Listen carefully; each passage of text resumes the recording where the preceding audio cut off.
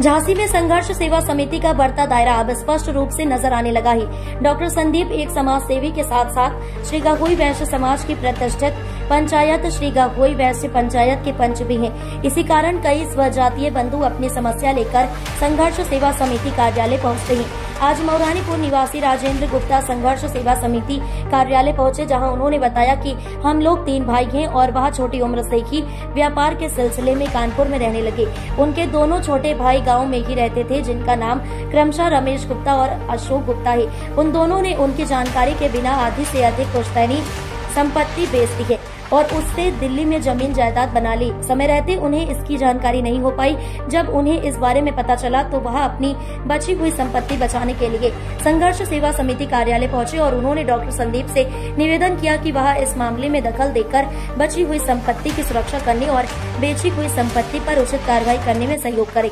इस विषय पर डॉक्टर संदीप ने कहा, आज के समय में सगे रिश्ते भी संपत्ति के आगे कमजोर होते दिखाई दे रहे हैं। परिवार में इस बात का अधिकांशतः सबसे बड़ा खामियाजा बड़े भाई को ही भुगतना पड़ता है। बड़ा भाई एक पिता के रूप में अपनी भूमिका का निर्वहन करते हुए इतना व्यस्त हो जाता है कि अन्य लोग उसका शोषण करने लग जाते हैं। रमेश गुप्ता जी ने अपने अनुजों के लिए एक पिता की तरह भूमिका का निर्वहन किया है। उनके साथ हुई यह घटना निंदनीय है। संघर्ष सेवा समिति रमेश जी के साथ खड़ी है। अब तक उनकी जो भी जमीन बेची गई है उस पर जल्द से जल्द कानूनी कार्रवाई अग्रसरित कर दोषियों के खिलाफ कठोर से कठोर कार्रवाई की जाएगी।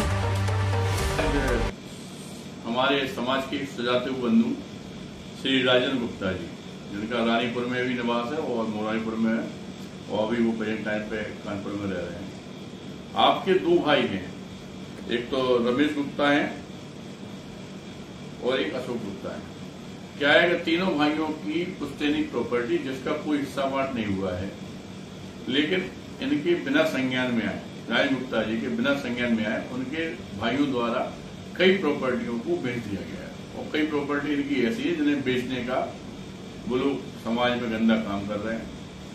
हमारा रानीपुर के लोगों से निवेदन है, मोरानीपुर के लोगों से निवेदन है कि इस तरह के लोग जो अपने स्वार्थ के लिए वास्तविकता में भाई से भी बेमौसता करने में नहीं चूकते, इन लोगों के खिलाफ संघर्ष सेवा समिति एक जंग चूकी कर रही है और उन हर आदमी का साथ दे रही है जो वास्तविकता में परेशान है। क्योंकि सत्य जहां है वहां पर संघर्ष सेवा समिति है।